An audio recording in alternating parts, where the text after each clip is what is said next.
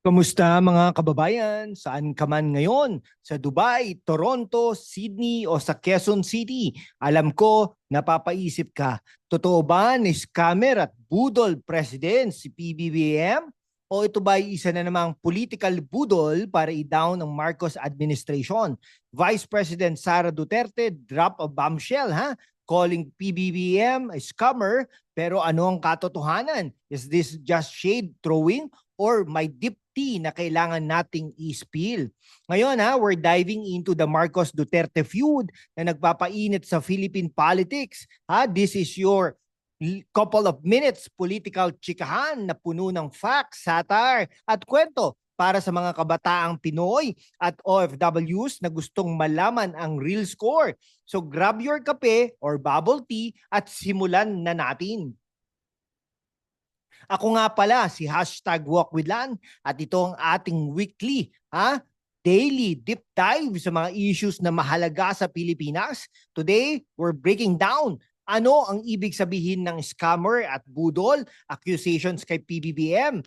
Bakit galit na galit si VP Sara Duterte at bakit siya ang fan favorite ng marami? Ano ang policy impacts ng drama na ito sa ekonomiya, edukasyon at foreign relations? Para sa mga OFW sa US, Canada, UAE, Hong Kong at iba pa, this is for you. Kasi ang pera nyo, remittances nyo at boto nyo na ang nagpapagana ng Pilipinas. Kaya hit that subscribe button. I-like, i-share at mag-super thanks na rin please para suportahan ang content na ito. Let's aim for 10,000 likes para ma-reach natin ang mas maraming kababayan worldwide. Comment down below saan ka nanonood ngayon? Los Angeles ba? Riyadh? Davao City? Let's shout out your city. Bago tayo mag-dive, here's a quick story. Noong 2022, uniteam pa ang Marcos Duterte tandem. Parang love team na nag-landslide victory. Pero ngayong 2025, parang teleserye na ang laban nila. Death threats, impeachment, at ICC drama. Ano ang nangyari? Is PBBM failing on his promises? Or is VP Sara playing 4D chess for 2028? Stick around dahil we will unpack this with data, kwento at konting katarayan. Pero fair warning, this is no holds barred analysis. Kaya kung Marcos loyalist ka o Duterte diehard, mag-comment ka na ng Team Marcos o Team Sara para malaman natin ang vibe mo. Let's go! Okay election 2022, si PBBM promising 20 pesos per kilo rice at economic boom, no? Fast forward to 2025, nasaan ng 20 pesos rice? Inflation's up, no? Bigas cost 50 pesos to 60 pesos per kilo at ang Maharlika Fund, parang investment scam na hindi pa rin malinaw kung saan napupunta. VP Sara Duterte called him out. He has the hallmark of a scammer. Ouch! Pero totoo ba ito o political shade lang? Let's break it down. Ang scammer accusations stems from unfulfilled campaign promises. Halimbawa, yung Marcos promised 20 pesos per kilo, pero data from the Philippine Statistics Authority shows rice prices hit 58 pesos per kilo in Q1 2025. Budol ba ito? Okay, yung Maharlika Fund naman. Critics says it has a black hole for public funds. No clear ROI yet at may allegations ng mismanagement. Okay, yung drug allegations. Former President Rodrigo Roa Duterte accused PBBM of drug use pero walang solid evidence. Counter accusation naman si PBBM kay Duterte tungkol sa fentanyl. Parang teleserye na walang ending. Kung si PBBM nga ang scammer, ano ang modus niya? Promise now, deliver never? Parang online shopping scam na nag-order ka ng iPhone pero sardinas ang dumating. Pero teka, let's be fair. Marcos inherited a post-COVID economy at global inflation. Kaya ba natin siya tawaging scammer o overpromise lang talaga? Comment down below, budol ba si PBBM? Kung na-enjoy mo ito, i-hit ang like button at i-share sa mga kababayan mo sa Jeddah, Singapore o San Francisco. Mag-super thanks na rin para maipagpatuloy natin ang deep dives na ito. Okay, ha? Si VP Sara Duterte, ang alpha ng Duterte clan. From Davao City Mayor to VP, she's got the tough girl energy. Noong 2022, she could have ran for president, pero she chose VP to unite with Marcos. Pero ngayon, she's throwing verbal grenades, no? Calling PBBM incompetent, dreaming of beheading him, at threatening to dig up Marcos Seniors remains, no? Grabe, parang action movie. Okay, bakit nga ba Team Sara ang marami? Here's why. Yung educational reforms niya, no? As DepEd Secretary, she pushed for face-to-face classes despite COVID risk, prioritizing students. No? Data shows 97.5% of schools reopened by November 2022. No? Critics accuse her of misusing 612.5 billion pesos, but her camp says it was for anti-insurgency programs. No conviction yet, so innocent until proven guilty, di ba? The Dutertes dominate Davao, even with Rodrigo in ICC custody. He won as Davao Mayor in 2025. That's political capital.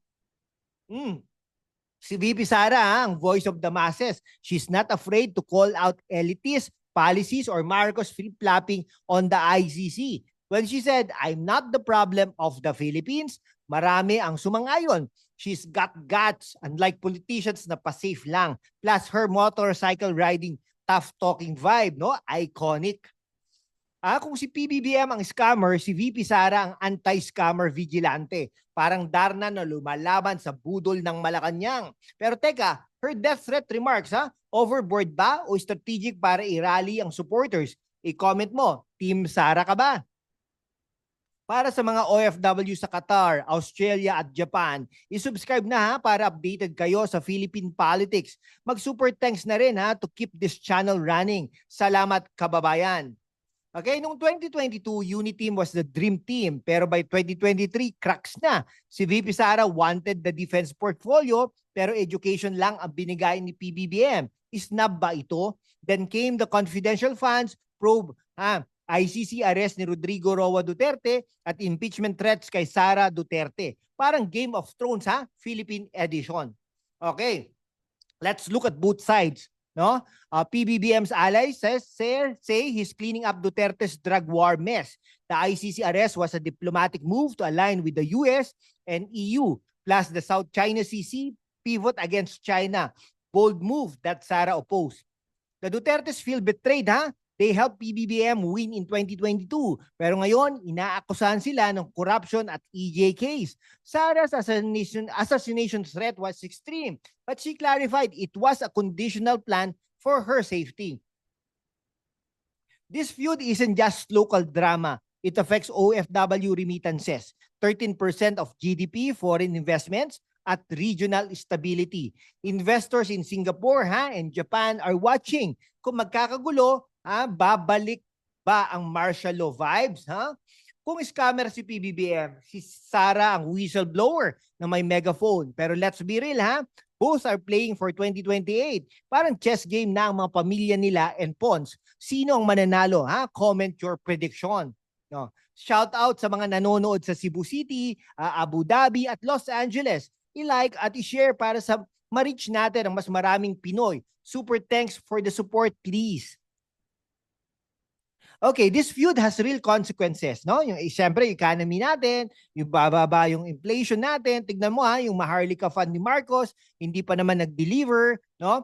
Si VP Sara talagang nagpo-push for long-term programs over dole-outs. Ang hilig kasi ng Marcos administration, no, katulong si Speaker Martin Romualdez ay yung ayuda. Hindi ko alam sinong kumikita sa ayuda.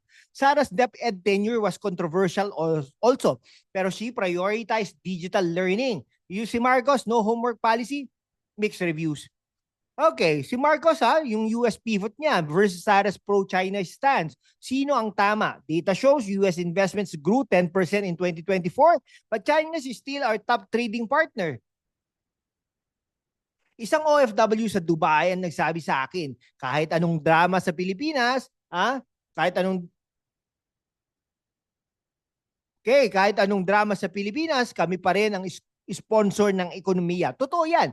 $40 billion ang remittances nyo yearly. Pero kung magulo ang politics, kayo rin ang maapektuhan. Kaya importante ang labanang ito. Si PBBM, scammer ba talaga? His economic mismanagement is real, pero calling him a scammer might be exaggeration. Si VP Sara, meanwhile, is a political force. Her tough talk resonates, pero her controversial remarks risk destabilizing the country. Both have flaws, but Sara's grassroots appeal gives her an edge, no? Kung si PBBM ang scammer, ang Pilipinas ang nabudol. Pero si Sara, she's the heroine na may script for 2028. Pero teka lang baka double budol ito Both are dynasties, di ba? Comment nyo, sino mas trustworthy? Okay, para sa mga kababayan natin sa Riyadh, Vancouver at Davao City, i-subscribe na. Let's hit 50,000 subscribers this month, please. Mag-super thanks na rin, Thanks para sa next episode. Yan. So, totoo ba na scammer at budol president si PBBM? The evidence, unfulfilled promises like 20 pesos rice at economic struggles. Pero let's be fair, global crises aren't his fault. Si VP Sara naman, meanwhile, is a political rock star with her tough talk and grassroots support. Pero her death threats and confidential fans issue red flags. Okay, this Marcos Duterte feud is more than chismis. It's about power, dynasties, at ang future ng Pilipinas. Kaya mga kababayan, stay woke, alamin ang katotohanan at gamitin ang boto nyo sa 2028. Salamat sa panonood mga kababayan. From Manila to Milan, from Dubai to Davao, you're the reason we keep going. Hit that subscribe button, i-like at i-share at mag-super thanks para may pagpatuloy natin ang Real Talk. Mag-comment na rin sa baba, sino ang paniniwalaan mo, Marcos o Duterte? And shout out your city Toronto, Jeddah, Sydney. Let's make this video viral worldwide. Okay, next week we're diving into ICC versus Duterte. Ano ang impact sa Pinas? So turn on notification para updated kayo, mga kaibigan. Salamat at mag-iingat kayo lagi.